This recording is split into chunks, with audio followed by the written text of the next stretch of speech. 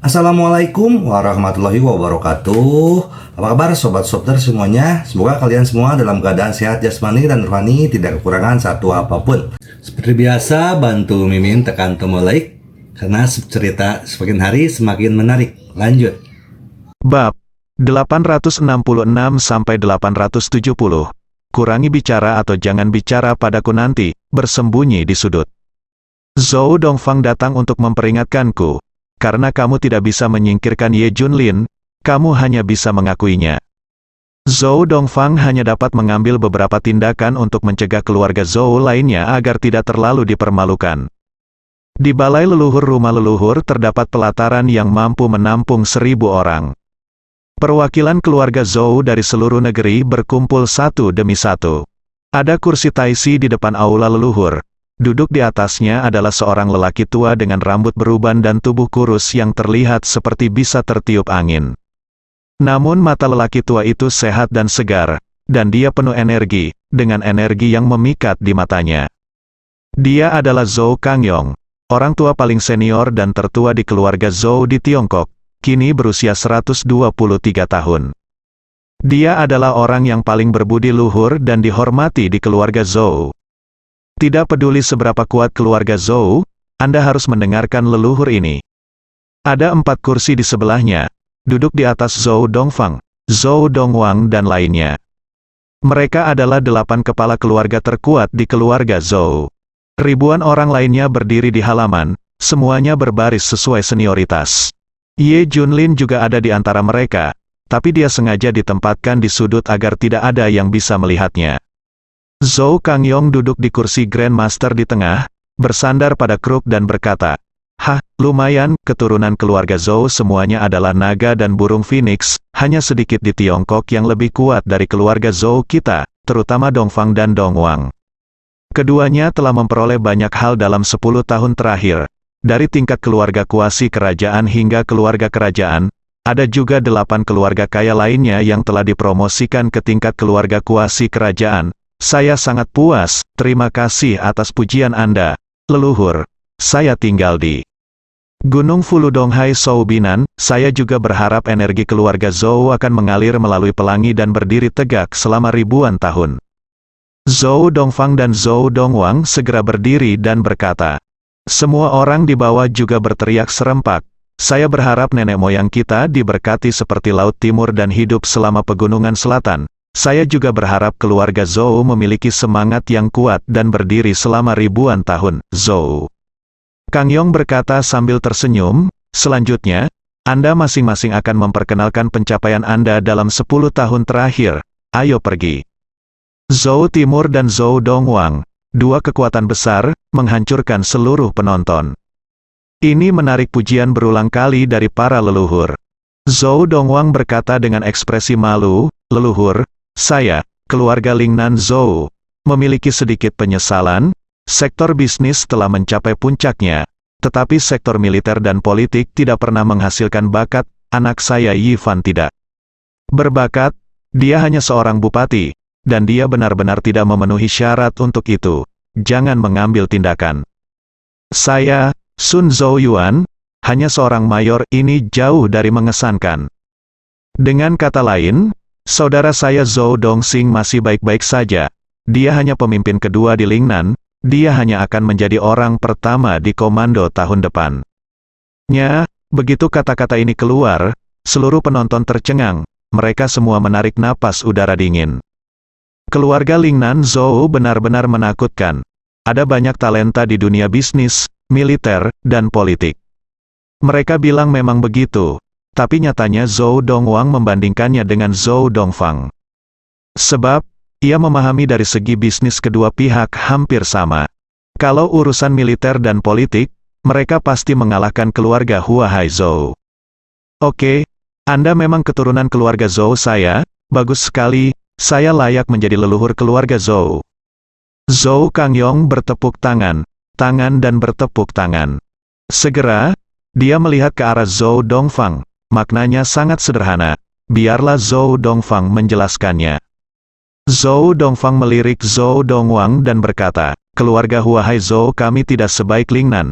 kami tidak memiliki banyak bakat, satu-satunya yang bisa pamer adalah putra ketujuh saya Zhou Xiaolong. Zhou Dongwang segera berkata, oh, ku dengar Zhou Xiaolong adalah seorang playboy dan anak hilang.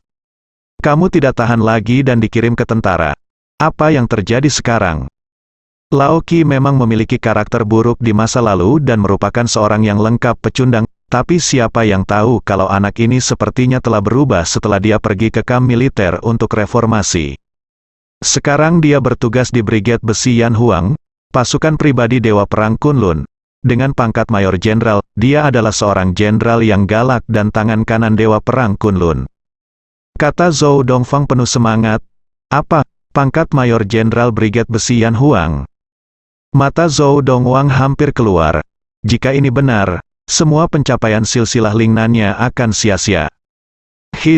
Mendengar apa yang dikatakan Zhou Dongfang di tempat besar itu. Semua orang menahan napas dan berkonsentrasi, tidak berani mengambil napas. Ini terlalu buruk, itu adalah pasukan pribadi Dewa Perang Kunlun. Statusnya pasti lebih tinggi dari seorang mayor jenderal di level yang sama. Bagaimanapun, Dewa Perang Kunlun ada di belakangnya. Pada saat ini, seseorang tiba-tiba tertawa di sudut. Itu adalah Ye Junlin, Zhou Xiaolong, seorang playboy. Sama sekali tidak menganggap dirinya sebagai tentara setelah dia pergi ke kamp militer, dan dia makan dan minum setiap hari. Dia meninggalkan, ditawan, dan hampir membocorkan rahasia. Mengapa Zhou Dongfang menjadi Mayor Jenderal Brigade Besi Yan Huang? Brigade Besi Yan Huang kami tidak pernah menghasilkan pengecut. Terutama seorang pembelot seperti Zhou Xiaolong bahkan lebih mustahil. Sekalipun ada 100.000 orang di sisi lain, hanya ada satu orang di pihak Brigade Besi Yan Huang. Dan teruslah mengisi daya, dia akan mati dalam perjalanan untuk menyerang. Karena tempatnya sepi, tawa Ye Junlin semakin kuat. Tiba-tiba, semua orang menoleh, ketika mereka melihatnya adalah Ye Junlin, Zhou Dongfang dan yang lainnya sangat marah. Apakah orang ini di sini khusus untuk menyebabkan kerusakan?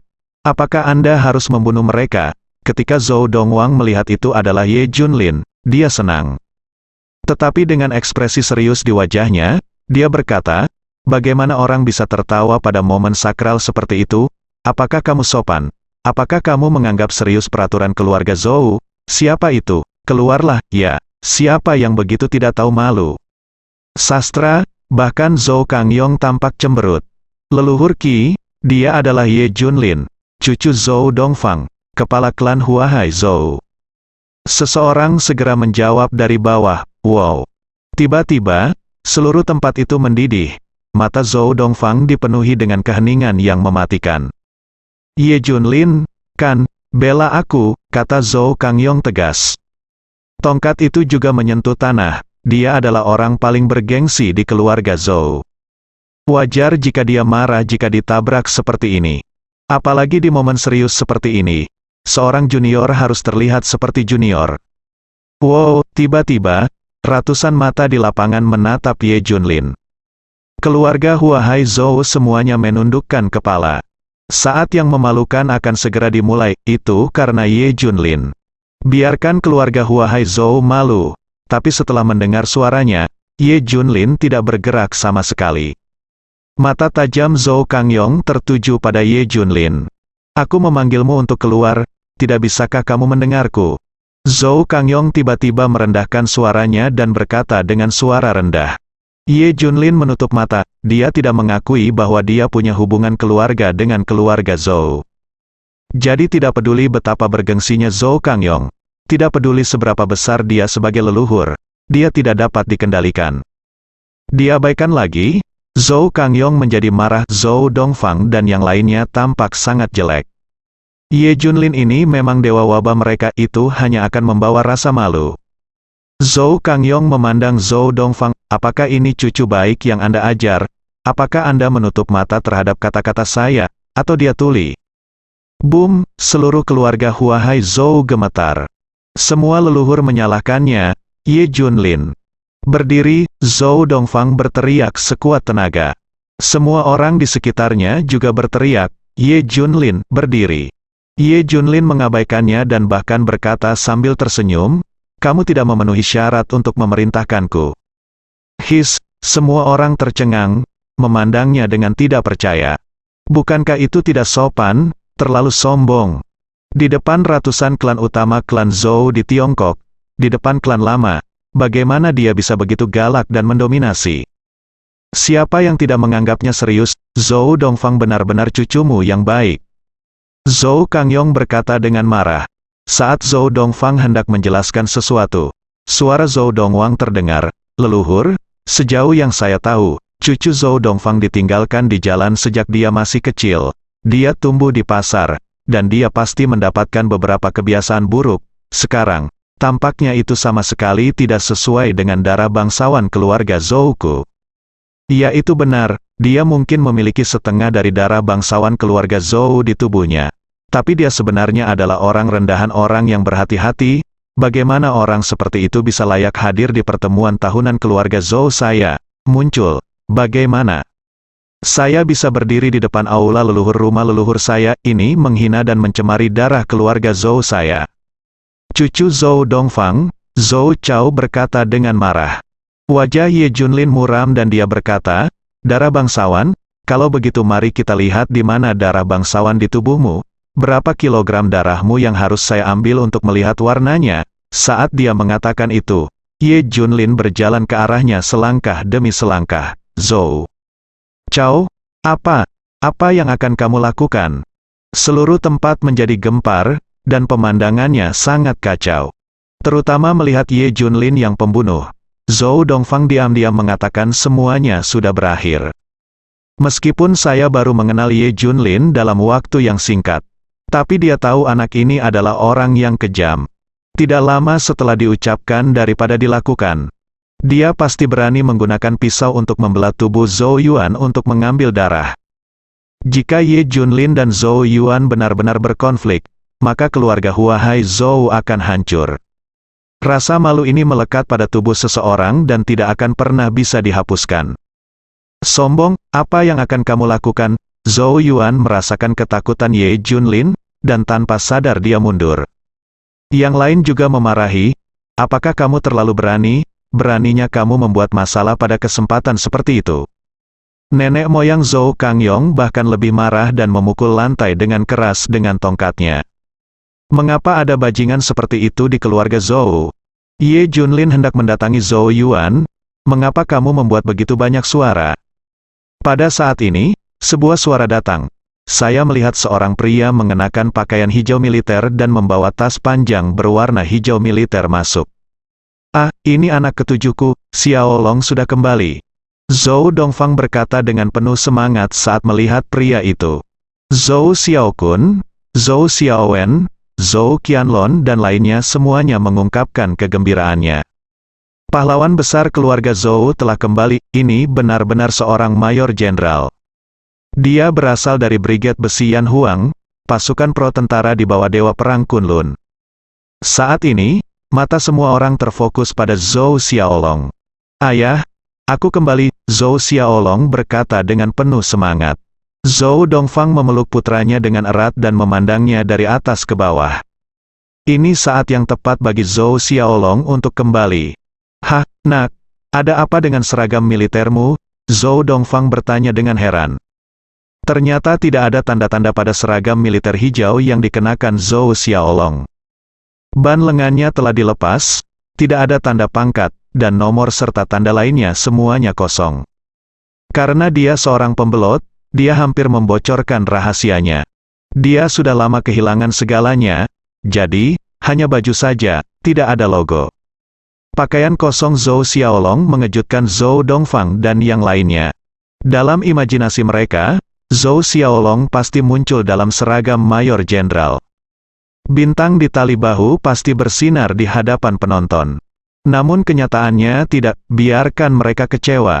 Mereka bahkan mulai meragukan identitas Zhou Xiaolong. Xiaolong, di mana seragam militermu? Bukankah itu mayor jenderal? Tanya Zhou Dongfang. Semua orang memandang Zhou Xiaolong dengan bingung. Ya, Brigade Besi Yan Huang kami memiliki disiplin yang ketat. Pada kesempatan seperti itu, Anda tidak boleh mengenakan seragam militer yang serius. Anda harus melepas semua tanda pangkat dan ban lengan, tetap low profile, Zhou Xiaolong berkata tanpa mengubah ekspresinya dan jantungnya tidak berdetak. Dia tidak berani mengatakan yang sebenarnya kepada Zhou Dongfang, kalau tidak dia akan dipukuli sampai mati. Oh, itu dia, aku akan mengatakannya saja, Zhou Dongfang tersenyum. Kentut, begitukah aturannya, kenapa aku tidak tahu? Ye Junlin tiba-tiba berkata. Ye Junlin tidak pernah menetapkan aturan seperti itu untuk Brigade Besi Yan Huang. Sebaliknya, Ye Junlin akan mendorong tentaranya untuk mengenakan seragam militer dengan ban Kapten Brigade Besi Yan Huang ketika mereka pulang. Karena ini adalah sesuatu yang menghormati nenek moyang kita. Tidak peduli keluarga apa, selama ada prajurit di Brigade Besi Yan Huang, itu jelas merupakan suatu kehormatan tertinggi. Kata-kata Ye Junlin menarik perhatian semua orang kembali padanya. Zhou Xiaolong juga menoleh, menatap Ye Junlin dengan jijik dan berkata, "Siapa kamu? Apakah aku mengenalmu? Apakah kamu dari Brigade Besi Yan Huang?" tanya Ye Junlin. "Iya, benar, Brigade Besi Yan Huang, Mayor Jenderal Zhou Xiaolong." Jawab Zhou Xiaolong. Ye Junlin senang. "Anda berasal dari Brigade Besi Yan Huang? Apakah Anda tidak mengenal saya?" Pasukan lain mungkin tidak mengenalnya, namun setiap anggota Brigade Besi Yan Huang yang pro-militer mengingat wajahnya. Tidak mungkin untuk tidak mengenalinya. Jika saya tidak mengenal Anda, saya hanya bisa mengatakan bahwa Anda bukan dari Brigade Besi Yan Huang. Aku tidak mengenalmu, apakah kamu? Apakah kamu juga dari Brigade Besi Yan Huang? Zhou Xiaolong sedikit panik. Jika kebohongannya terungkap, Zhou Dongfang akan memukulinya sampai mati. "Jangan dengarkan omong kosongnya, dia adalah putra saudara perempuanmu Zhou Yingying, Ye Junlin." Zhou Dongfang mengingatkan. Setelah mendengar ini, Zhou Xiaolong menghela nafas lega. Dia memelototi Ye Junlin dan berkata dengan marah, "Apakah saya dari Brigade Besi Yan Huang? Apakah saya masih perlu mengenal Anda? Kamu pikir kamu ini siapa, Ye?" Junlin tersenyum penuh arti, "Jika kamu benar-benar dari Brigade Besi Yan Huang, tidak mungkin kamu tidak mengenalku." "Ayah, bukankah anak ini terlalu kasar? Bukankah dia menganggap serius orang yang lebih tua?" Zhou Xiaolong menatap tajam ke arah Ye Junlin. "Jangan khawatir tentang dia. Ayo, maju ke depan dan sapa leluhur." Zhou Xiaolong mengikuti ayahnya ke Zhou Kangyong. "Halo, leluhur." Zhou Kangyong berdiri dan memandang Zhou Xiaolong dengan penuh semangat. "Keluarga Zhou saya memiliki naga sejati, jadi bagaimana dengan kekayaan keluarga Wang Wan? Jadi bagaimana dengan menjadi sekaya musuh? Mereka semua lebih rendah darimu. Kamu adalah tangan kanan Dewa Perang Kunlun, Jenderal Macan dari Brigade Besi Yan Huang. Nenek moyangku sangat bangga padamu." Semua orang di keluarga Huahai Zhou tampak sangat gembira. Dalam garis keturunan keluarga Zhou, ia diakui oleh leluhurnya. Itu adalah suatu kehormatan tertinggi, yang membuat iri keluarga lain. Benar saja, ekspresi Zhou Dongwang dan lainnya berubah. "Ayo, beri Xiaolong tempat duduk." Zhou Kangyong berteriak. "Anda tahu, kecuali kepala keluarga besar, tidak ada orang lain yang bisa duduk." Namun kursi itu diberikan kepada Zhou Xiaolong. Ini menunjukkan pentingnya hal yang melekat pada dirinya. Zhou Dongfang mengatur 2 kursi. Satu untuk diduduki Zhou Xiaolong, dan kursi lainnya jelas disediakan untuk orang yang paling penting. Itu adalah Dewa Perang Kunlun. Ketika Ye Junlin melihat kursi kosong ditempatkan di lapangan, dia tersenyum dan berkata, "Jika keluarga Zhou bijaksana, tinggalkan aku kursi." Dengan itu, Ye Junlin hendak duduk di atasnya. Bersambung.